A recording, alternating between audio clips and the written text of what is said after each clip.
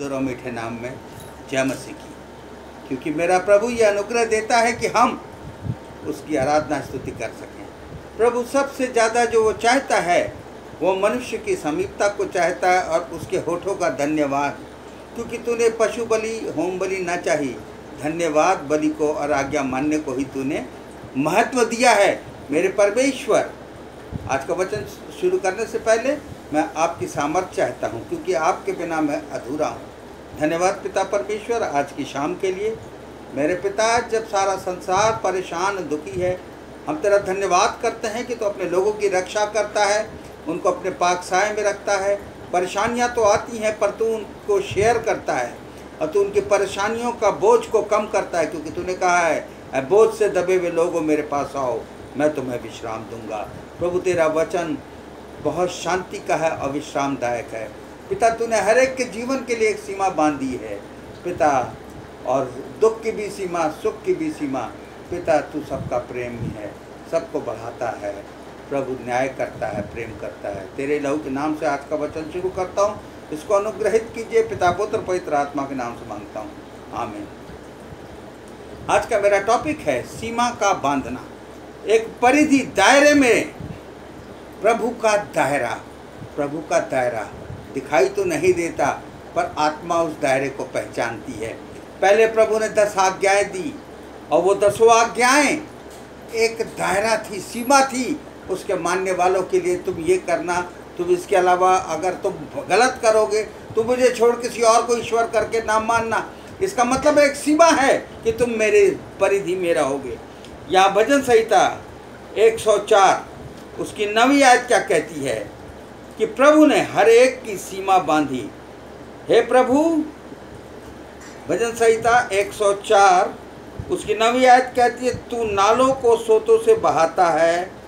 नहीं, 9वीं आयत, तूने एक सीमा ठहराई है जिसको वो नहीं लांघ सकता, न लौट कर स्थान को ढांप सकता है। प्रभु जब उत्पत्ति में सृष्टि की तो तूने जल और सूखे को अलग किया, उनकी एक सीमा बांधी कि समुद्र जल पर ना आए। मेरे पिता, तूने सृष्टि की उत्पत्ति से ही सीमाएं बांधनी शुरू की।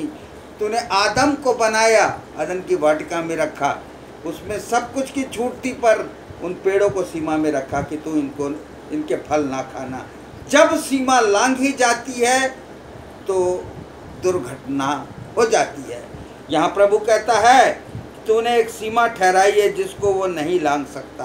कोई भी मनुष्य अगर लांघने की कोशिश करता है तो उसका खामियाजा वो भुगतता है। कि परमेश्वर की ठहराई हुई सीमा, उसके बताए हुए रास्ते मनुष्य के जीवन के लिए सीमा है। उसकी 10 आज्ञाएं मनुष्य के लिए सीमा थी और बनी थी। और प्रभु यीशु ने जो मत्ती 5 में जो पहाड़ी उपदेश दिए, वो भी एक सीमा का दायरा है। मेरे प्रभु ने यहाँ लिखा है, तूने एक ऐसी सीमा ठहराई है जिसको वह लांघ नहीं सकता और न लौट कर स्थान को ढांप सकता है। इसी में अय्यूब 14 उसकी जो 14 की पहली आयत से है कि मनुष्य जो स्त्री से उत्पन्न होता है वह थोड़े दिनों का और दुख का से भरा रहता है। मनुष्य जब इस पृथ्वी पर आता है तो वो दुख और सुख दोनों के साथ होता है, पर उसका जीवन दुख से ज़्यादा भरा रहता है। जो वो फूल के समान खिलता है, फिर तोड़ा जाता है, छाया की रीति से ढल जाता है और फिर कहीं नहीं ठहरता।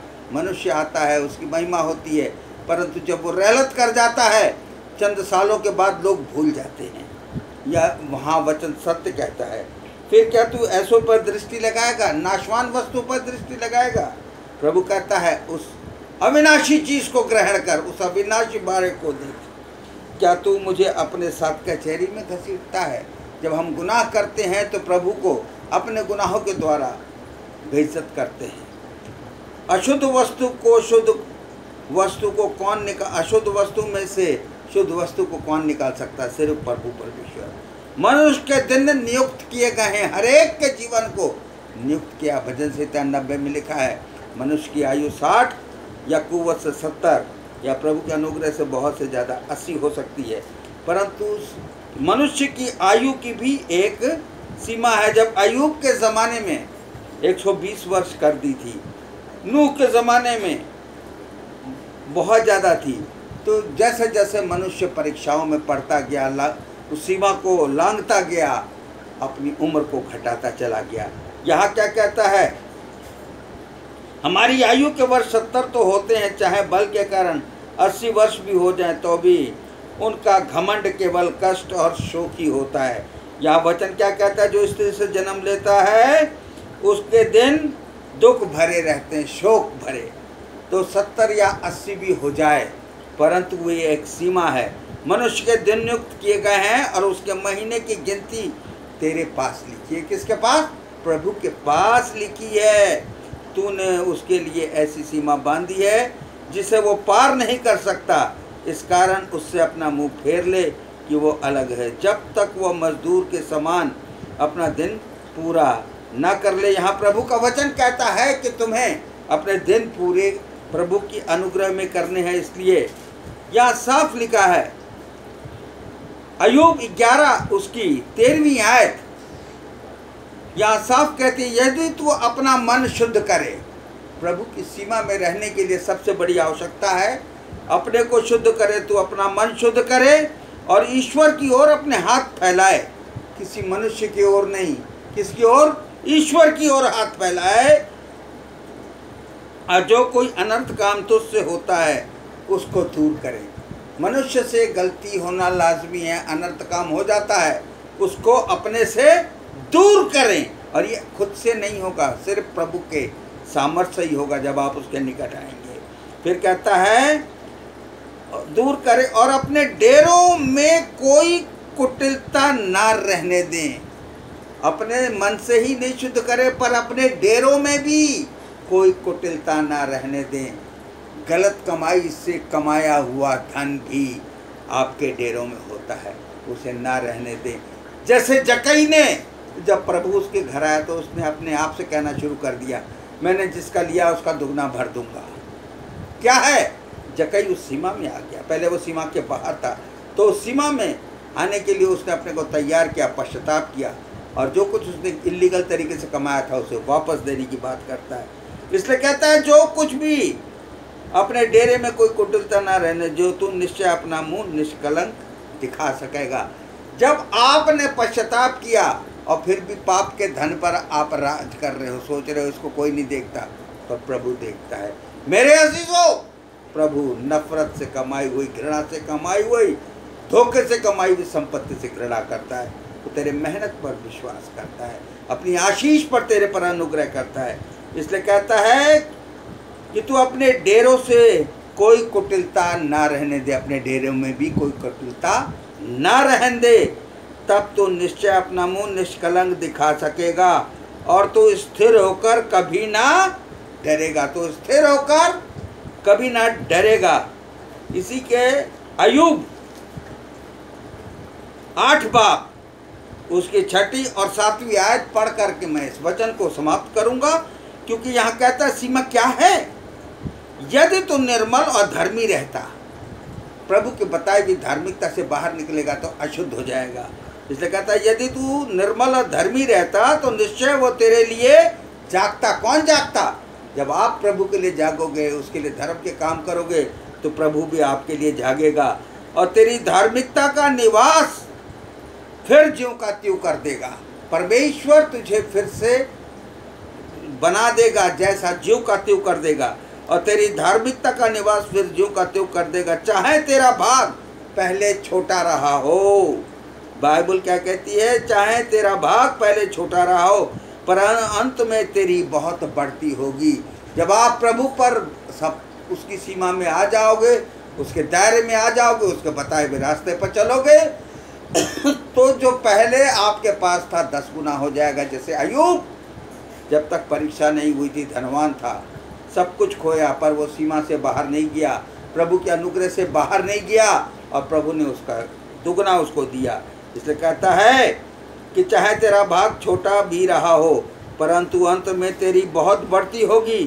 पिछली पीढ़ी के लोगों में से तो पूछ, जो कुछ उनके पुरखाओं ने जांच पड़ताल की उस पर ध्यान दे, क्योंकि हम तो कल ही के हैं और कुछ नहीं जानते।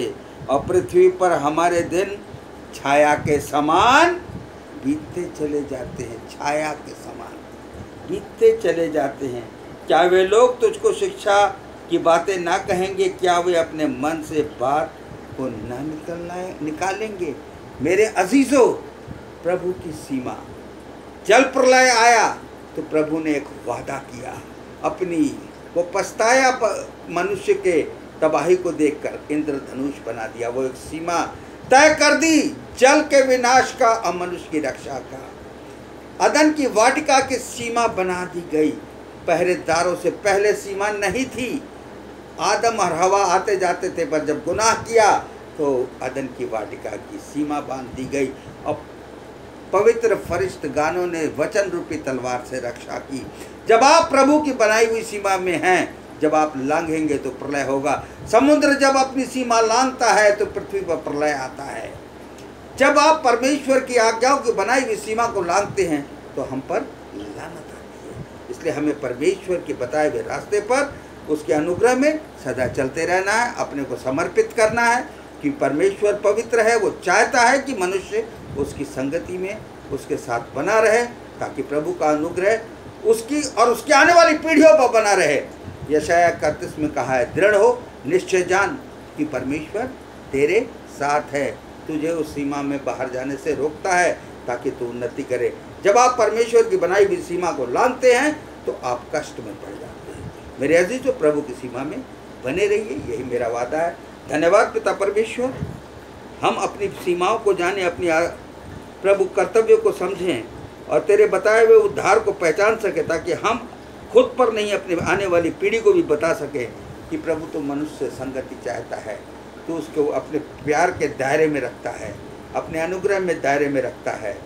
प्रभु सब कुछ तेरा है, तूने दिया है, तेरे अलावा कुछ नहीं, सब कुछ तेरा है। तेरे लहू के नाम से मांगता हूँ, आमीन।